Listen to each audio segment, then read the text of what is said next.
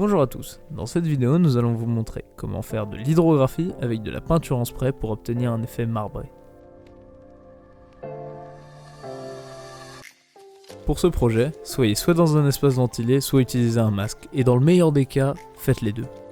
On a utilisé deux pièces de plastique, une qu'on a peinte avec une première sous-couche, et une deuxième qu'on a juste poncée. Une fois que la peinture a séché, on peut préparer le seau d'eau.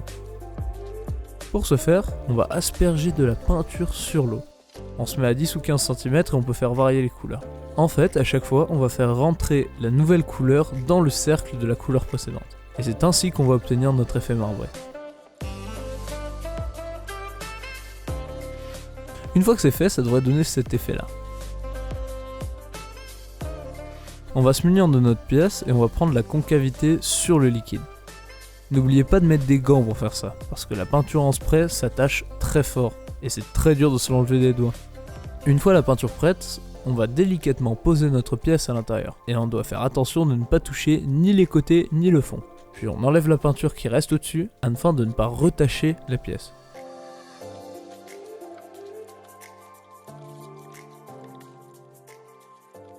Voilà le résultat. Comme vous pouvez le voir, ça fait un effet marbré, mais ne vous leurrez pas, la peinture n'est pas encore sèche. Alors il ne faut pas toucher la surface, sous peine de détruire le motif.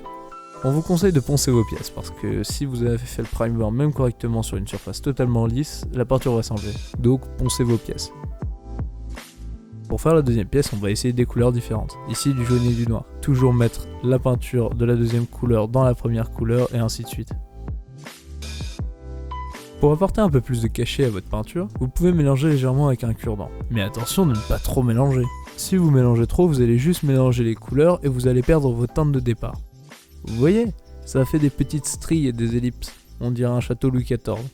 On choisit la zone à transférer, puis on plonge notre pièce avec un angle.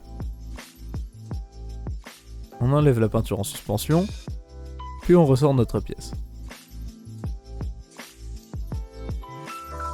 Vous pouvez utiliser une petite raclette pour enlever la pellicule de peinture qui s'est formée au-dessus de l'eau. Et ainsi, vous pouvez réutiliser le même bac pour une autre pièce. On va réessayer maintenant avec une pièce cylindrique.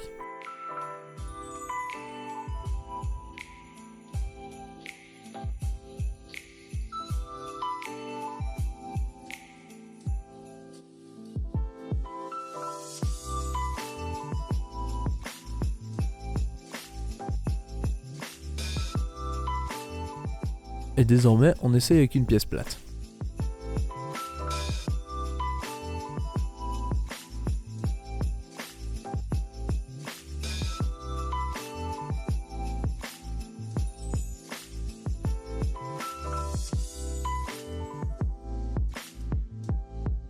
Sur cette impression, on a touché le fond. Ça a fait du relief sur notre pièce et on va préférer recommencer. Vous voyez, c'est exactement cet effet qu'on recherchait. Cet effet marbré avec du relief et beaucoup de couleurs. À la main, ce serait extrêmement difficile et long à faire. Alors qu'ici, ça ne prend que quelques minutes.